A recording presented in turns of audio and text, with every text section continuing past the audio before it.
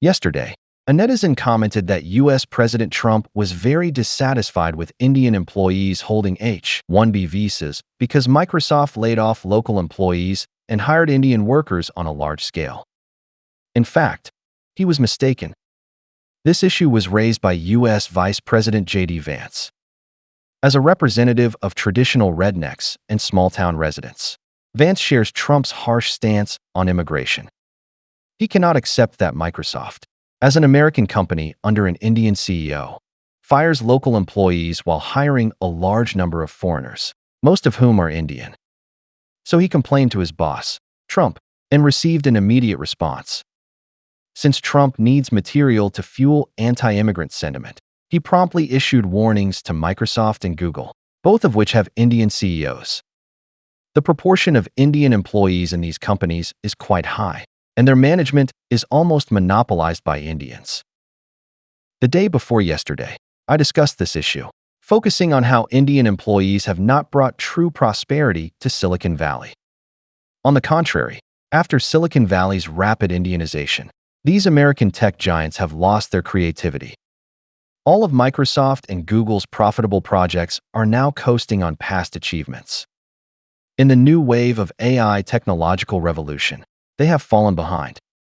Google's Gemini often appears in various evaluation rankings, but its actual user base is far smaller than GPT, and its ecosystem is even less comparable. Microsoft, meanwhile, has long been out of the race, betting on ChatGPT without forming an independent AI ecosystem. For a company of such immense size, this is extremely dangerous. In contrast, NVIDIA, led by ethnic Chinese, rose from an obscure position, with a market value once a fraction of Microsoft and Google's, to become the world's first company to exceed a $4 trillion market cap. Other ethnic Chinese-led companies like AMD and TSMC have also become key pillars of American technological dominance.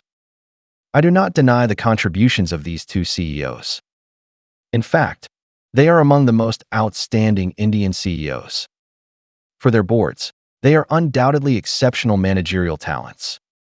However, for the US, their strategies have dealt a devastating blow to American technological dominance.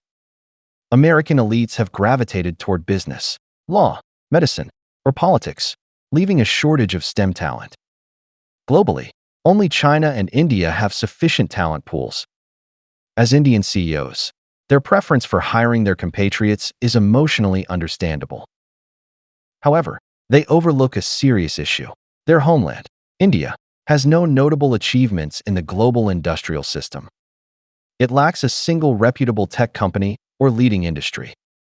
In an environment without practical foundations, how can engineers be adequately trained by relying solely on textbook knowledge? Moreover, India is unlike developed economies such as the US, Europe, or Japan, where people have experienced advanced lifestyles and understand consumer habits, enabling them to develop products and services with excellent user experiences. Engineers raised in India, often living in some of the world's worst environments with low living standards, rely entirely on imagination to understand products and services. Can you imagine someone who has never used a washing machine designing an excellent one, or someone who has never played a game creating a top-tier game? Such experiences cannot be compensated for by STEM knowledge alone. Furthermore, India, as one of the world's worst countries, has a toxic social environment and low public quality, with many bad habits. Once Indians enter Western societies, they inevitably bring these habits into the workplace. Their strategies of falsification, deception, and cliquishness give them significant advantages over other ethnic groups, allowing rapid promotions. If the US were the only tech superpower, this might not be a major issue. However, the existence of a powerhouse like China cannot be ignored. For an American company to maintain international competitiveness and sustain decades of US technological dominance, it must address the challenge posed by Chinese companies. China is the world's factory, with the most comprehensive industrial system.